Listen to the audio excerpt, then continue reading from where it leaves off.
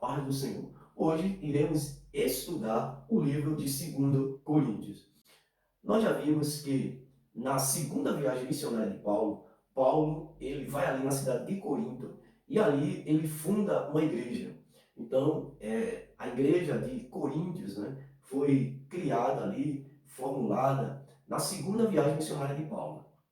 Na terceira viagem missionária de Paulo, Paulo está em Éfeso, quando ele decide então escrever uma carta aos irmãos que estavam em Coríntios.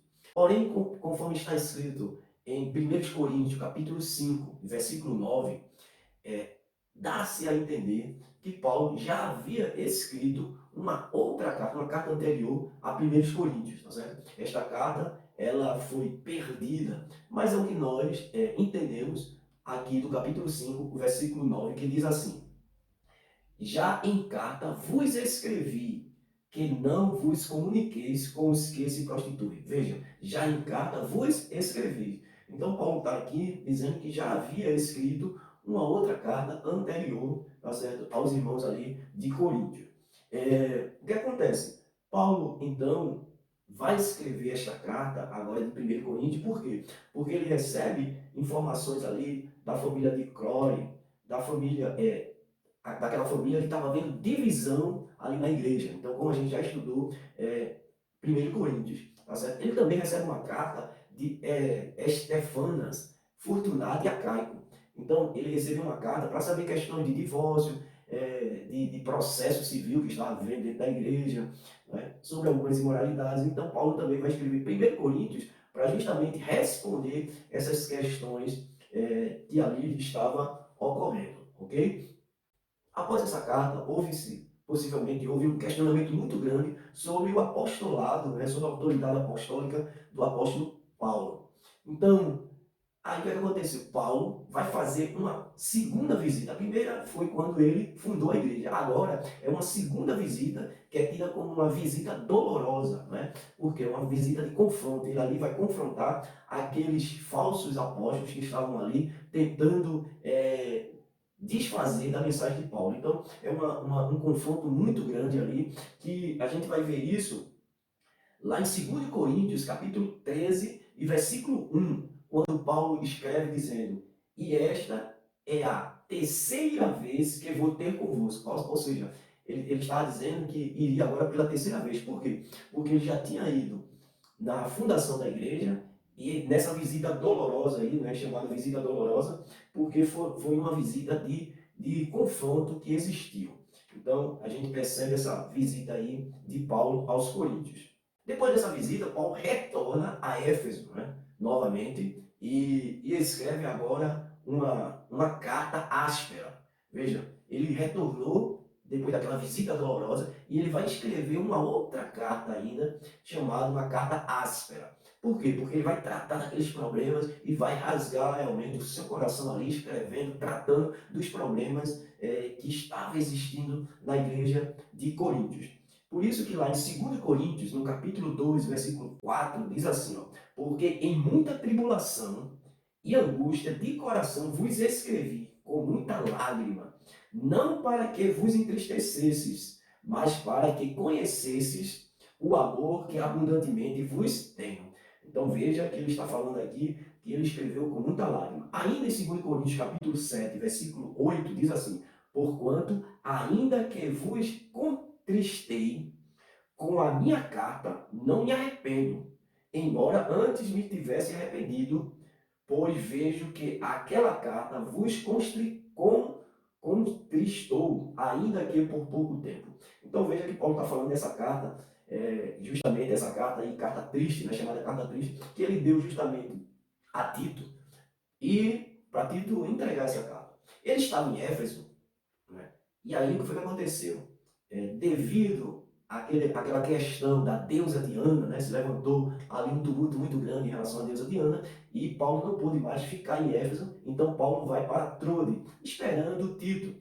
Mas Tito se demorou a chegar, então Paulo de Trode ele vai para Macedônia. E é só lá na Macedônia que ele vai receber as informações de Tito. Lá ele se encontra com Tito e recebe as informações justamente dessa carta que ele tinha escrito, essa carta áspera, né? Essa carta triste aí, e ele estava muito apreensivo porque tinha escrito de forma bastante dura. E ele aguardava Tito para saber como tinha sido a recepção daquela carta. Então é lá na Macedônia que ele vai justamente escrever a segunda carta de Paulo aos Coríntios, né? Propriamente dito, porque essas cartas foram perdidas, tá certo? Alguns dizem que essa carta triste, parte dela se encontra no capítulo 10 ao capítulo 13 de 2 Coríntios, tá certo? Então, Paulo agora escreveu essa segunda carta lá na Macedônia, no ano, por volta do ano 56, 57 depois de Cristo. E aí Paulo vai tratar de algumas questões na carta de 2 Coríntios, tá certo? A gente já viu que em 1 Coríntios, Paulo escreveu para tratar daquelas questões de divisão dentro da igreja. Eu sou de Paulo, eu sou de Apolo, eu sou de Cefas, né? Eu sou de Cristo, questão de casamento, questão de litígio aí, então, de moralidade, a gente já tratou sobre isso. Agora, Paulo vai escrever sobre outras questões. Por quê? Porque ele estava sendo questionado sobre a sua autoridade apostólica. Alguns dizem que esta carta é uma carta muito pessoal de Paulo, onde Paulo vai mostrar todo o seu coração ali, né? Ele vai realmente falar do seu íntimo, do seu sofrimento, das suas tribulações, do seu amor. Então é uma carta bastante pessoal. Primeiramente, Paulo começa com a saudação, como é de costume, não é? E aí depois Paulo vai falar sobre tribulação. Então ele vai falar sobre o consolo de Deus. Do capítulo 1, a partir do versículo 4, ele vai falar justamente de quê? Ele vai falar do consolo de Deus. Ele vai falar que a tribulação ela é importante na vida do cristão. Por quê? Porque através da tribulação é quando nós estamos sendo atribulados, quando nós estamos passando por momentos difíceis, que vem o que? O consolo de Deus. Então, o consolo de Deus na nossa vida só é possível quando nós estamos passando por tribulação. Então, por isso que no capítulo 1, versículo 4, ele vai dizer assim, ó, começando no versículo 3, ele diz assim: Bendito seja o Deus e Pai do nosso Senhor Jesus Cristo, o Pai das misericórdias e o Deus de toda a consolação, que nos consola em toda a nossa tribulação. Então veja que ele está falando que Deus nos consola em toda tribulação. Então é importante a tribulação. Por quê? Porque através da tribulação vem o consolo de Deus. Aí ele diz, ó, para que também possamos consolar o que estiver em alguma tribulação com a consolação que nós mesmos somos consolados de Deus. Então veja, ele vai falar que a consolação é importante, que a tribulação é importante, porque Deus nos consola. E quando Deus nos consola, nós podemos consolar os outros. Então a importância. William Barclay, ele vai dizer assim, ele diz algo interessante. Ele diz assim, ó, muitas vezes precisamos passar por momentos de adversidades para provar a nós mesmos o quanto precisamos de Deus. Então por quê? Porque às vezes quando nós não passamos por tribulações, nós nos distanciamos realmente de Deus, ou ficamos um pouquinho, né, acomodados. Então a tribulação nos faz realmente chegarmos mais perto de Deus. Um outro ponto é a defesa, né? Paulo agora vai se defender, a partir do verso 12 e 14, ele vai se defender. Por quê? Porque os gregos, né, ali de Coríntios, os irmãos ali, a cultura grega, valorizar muito a questão da sabedoria humana, a questão da aparência. E aí eles vão, de certa forma, querer questionar Paulo. E Paulo agora, ele vai se defender, vai falar primeiramente que vivia uma vida de santidade. Né? Ele vivia uma vida de santidade. Ou seja, a sua vida não havia na sua vida algo oculto. Né? Ele era uma pessoa íntegra. O que ele era em uma determinada situação, ele era também em outra. Não é aquela pessoa que vive conforme a circunstância da vida, não. Ele era uma pessoa íntegra, uma pessoa que vivia em santidade. Né? Faz me lembrar de uma história onde diz que um pastor pregava muito em sua igreja, ali estava pregando, pregando. Certa vez ele precisou viajar para um lugar muito distante e ele viajou. Quando ele chegou nessa cidade, uma cidade distante que aparentemente ninguém o conhecia, e ele passou em frente a uma barraca. Quando ele passou em frente a uma barraca, deu um desejo nele, um desejo carnal dos velhos hábitos, de ele beber ele viu os homens bebendo uma pinga, né, bebendo uma cachaça, como se diz, e ele deu desejo de beber. Ele foi naquela barraca ali e olhou para um lado, olhou para o outro, não tinha ninguém, ele pediu um gole daquela bebida e bebeu. Depois de ter bebido aquilo ali, ele chegou para o dono do estabelecimento e disse, olha, quanto é? E aquele dono olhou para ele e disse assim, olha, pastor aqui não paga. E ele ficou assustado. E ele disse, rapaz, como é que você sabe que eu sou pastor? Ele disse, olha, quando eu viajei para a casa da minha irmã, tá certo? Eu fui na sua igreja de domingo e assisti o culto lá. Então, observe que nós não nos escondemos de Deus, nós devemos ter uma vida íntegra. Então, tem muita gente assim, que vive uma vida dúbia. Então, Paulo está dizendo, não, eu vivo uma vida em santidade. Santidade aí quer dizer, não há atos ocultos na minha vida. Tá certo? E ele vai dizer, tanto no que eu falo, como no que escrevo. Então, o que está escrito aí é algo íntegro. Então, não existe aí algo oculto, não. É o que vocês percebem realmente o que está aí escrito. Então, Paulo vai fazer essa sua defesa aí, tá certo? Valorizando aí a sua santidade. Já no capítulo 2, os irmãos ali, né, estão sendo confrontados,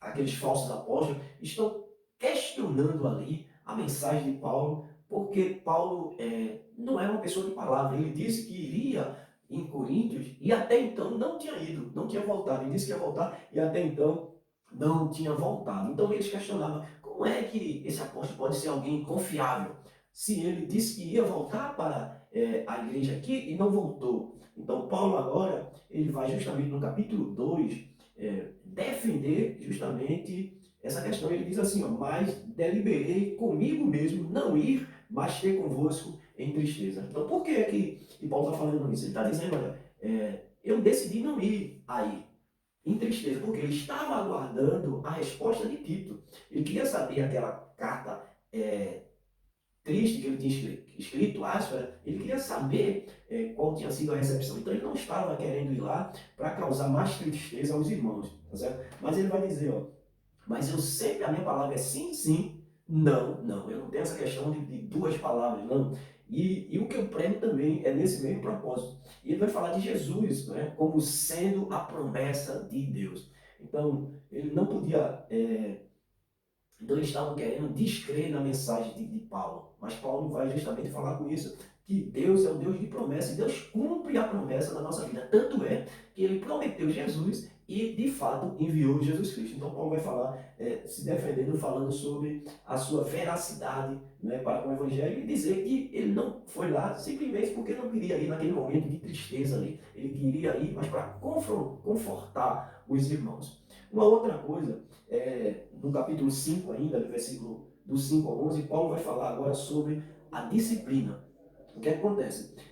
Ali, possivelmente, alguns entendem que em 1 Coríntios, né, tinha aquele jovem que estava tendo relação com sua madrasta, né? Então era um incesto que estava havendo ali. Então, possivelmente, essa pessoa foi disciplinada. Alguns entendem que tenha sido outro, tinha sido essa pessoa aí que tinha sido disciplinada, e a igreja estava querendo exercer uma disciplina muito forte na vida daquele jovem aí. Tá certo? Então veja só, primeiramente Paulo escreve 1 Coríntios para dizer que deveria haver disciplina.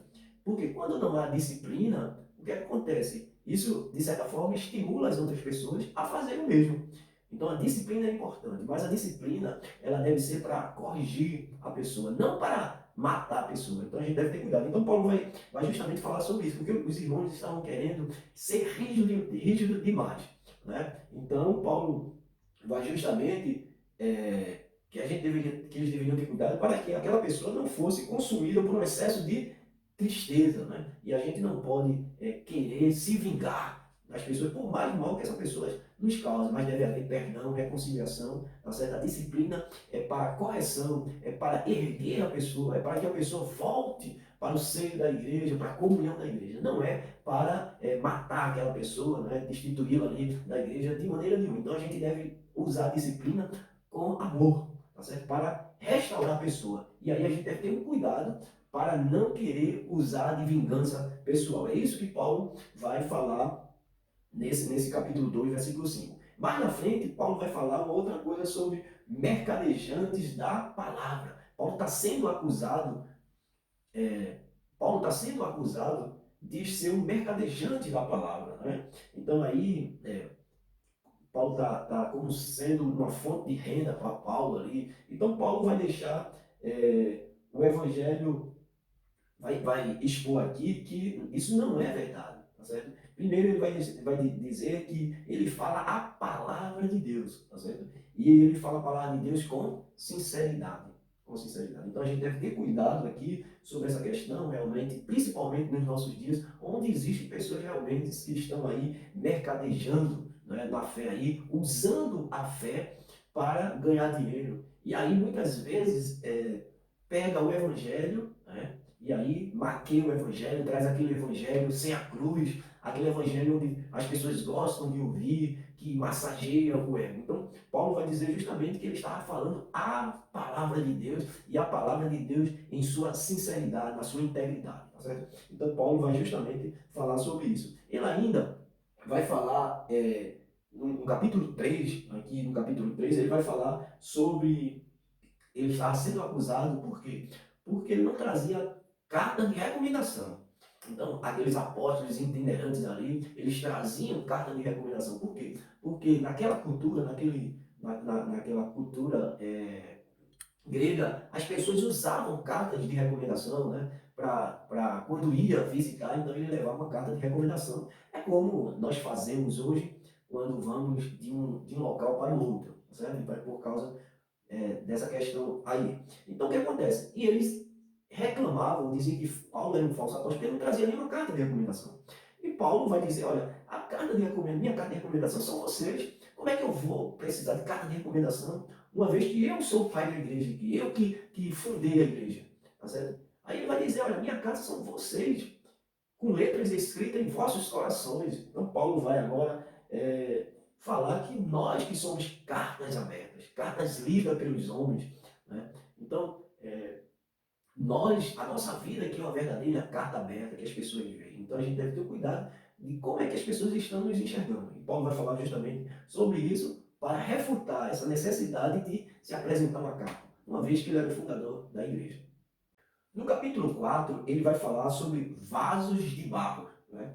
4 e 7, ele diz assim, ó, temos, porém, esse tesouro em vasos de barro, para que a excelência do poder seja de Deus e não de nós. Então, Paulo vai falar justamente do poder do evangelho em vasos de barro, porque as pessoas queriam se vangloriar, queriam mostrar conhecimento, queriam valorizar essa questão exterior. E Paulo vai dizer, olha, nós somos vasos de barro, vasos corruptíveis, né? Veja, 4 e 16 ele vai dizer justamente, ó, por isso não desfaleçamos, mas ainda que o nosso homem exterior se corrompa, o interior, contudo, se renova de dia em dia. Então ele vai falar justamente desse homem corruptível, né, desse corpo corruptível. Ele vai falar no capítulo 5, versículo 4, que nós somos mortais.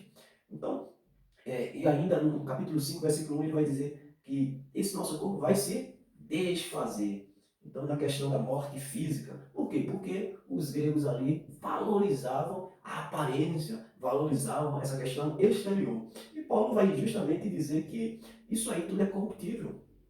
Isso aí é algo passageiro, tá certo? Que o tesouro maior, né, que é o poder do Evangelho do Espírito Santo, ele habita justamente em vasos de barro, esse vaso frágil, né, que somos nós, vasos corruptíveis e imortais. Tá certo? Então, Paulo justamente vai falar sobre essa questão do vaso de barro para fazer esse contraponto na questão da sabedoria humana, da valorização do exterior. No capítulo 6 ele vai tratar agora que não há comunhão entre os crentes e os incrédulos. Então ele vai tratar sobre isso, né, que não pode haver essa união. Então 6 e 14 vai dizer assim, ó, não vos prendais a um jugo desigual com os infiéis, porque que sociedade tem a justiça com a injustiça?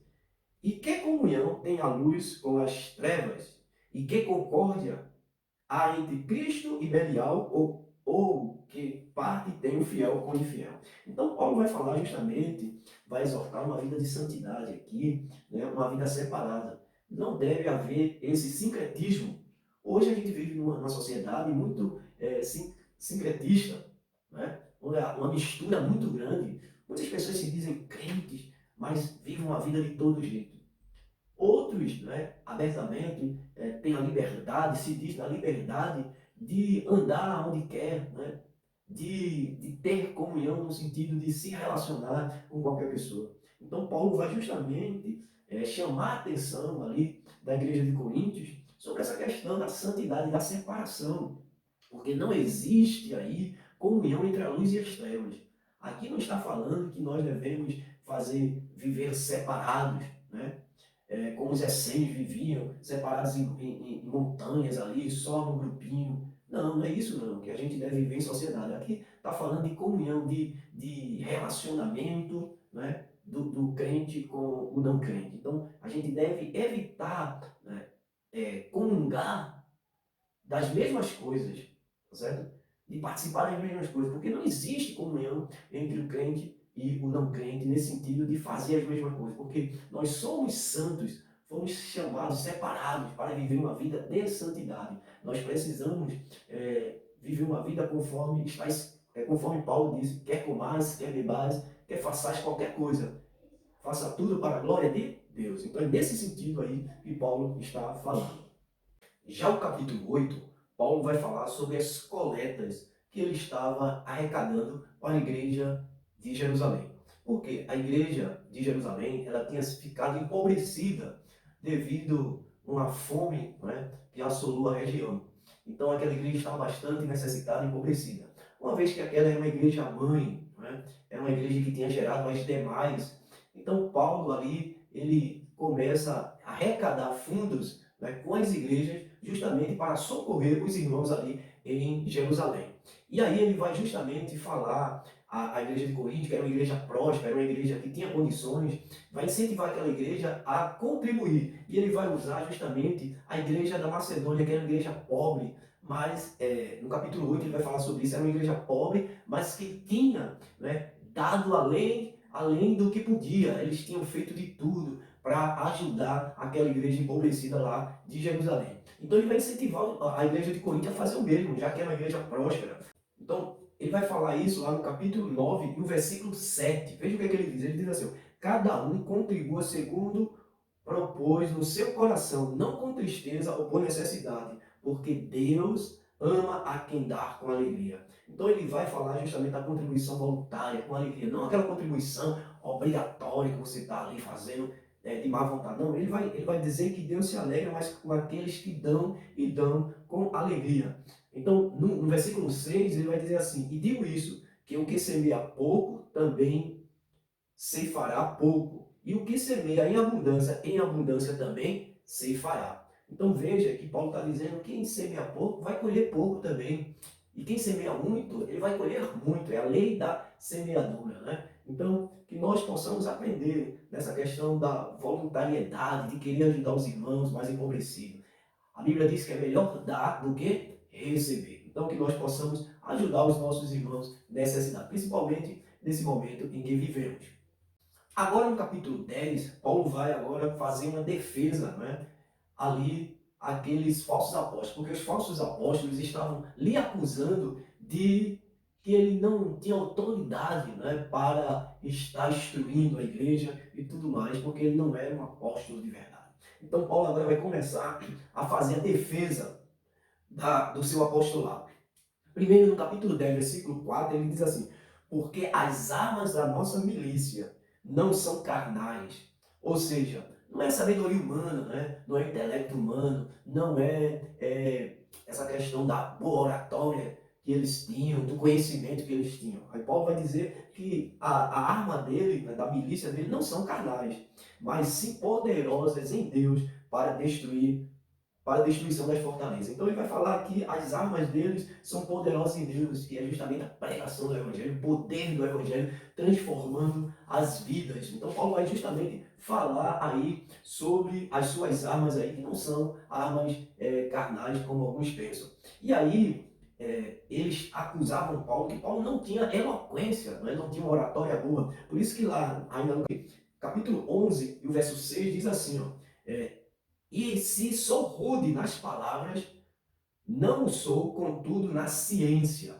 Então, Paulo está dizendo, se eu sou rude na palavra, como você está dizendo, mas na ciência eu não sou. Tá certo? Então, por que ele está falando que era rude na palavra? Ele está dizendo que talvez não tivesse a oratória, a técnica que os gregos tinham e exigiam, né? Queriam que todos estivessem ali. Então, Paulo vai fazer a sua defesa nesse sentido aí. E aí, Paulo vai falar agora do seu sofrimento, né, para com o evangelho. Vai falar da sua luta. Por quê? Porque Paulo estava sendo acusado de ser um impostor, um aproveitador. E Paulo agora vai falar justamente da sua luta. No capítulo 11, no versículo 22, ele vai dizer assim, ó: se são hebreus, eu também sou. São israelita, também eu. São descendência de Abraão, também eu. São ministros de Cristo, falo como fora de mim. Eu ainda mais. Em trabalho muito mais, em açoites, mais do que eles, em prisões, aí ele diz, ó, muito mais, em perigo de noite, muitas vezes. Recebi dos judeus 5 quarentenas de açoites, menos uma. Então veja, 5 quarentenas, uma quarentena, 40 açoites, 5 vezes 4 dá 200, menos 5 dá 195 açoites aí, né? 3 vezes fui açoitado com vara, uma vez apedrejado, 3 vezes sofri naufrágio à noite, e um dia passei no abismo.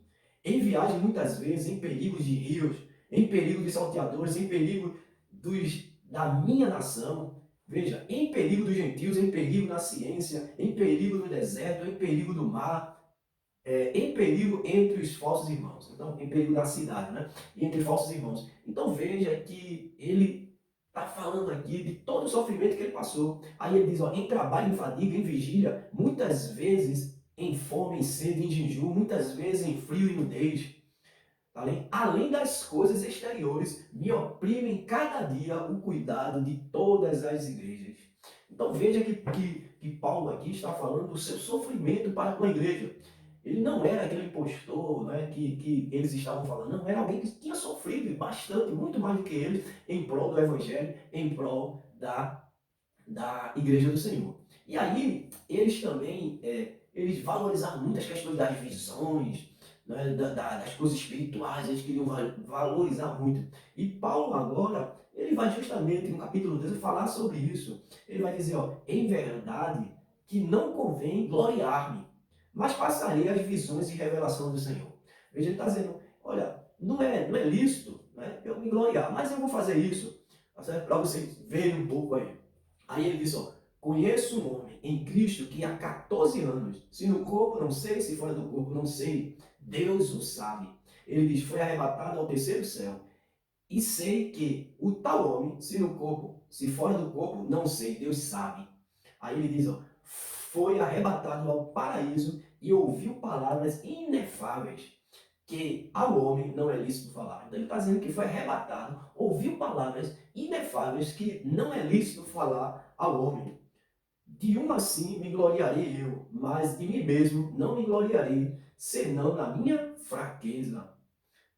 Aí ele vai, porque se quiser gloriar-me, não serei nécio, porque direi a verdade, mas deixo isso para que ninguém cuide de mim mais do que em mim vê ou de mim ouve. Então Paulo aqui, ele tinha todas as razões para se gloriar.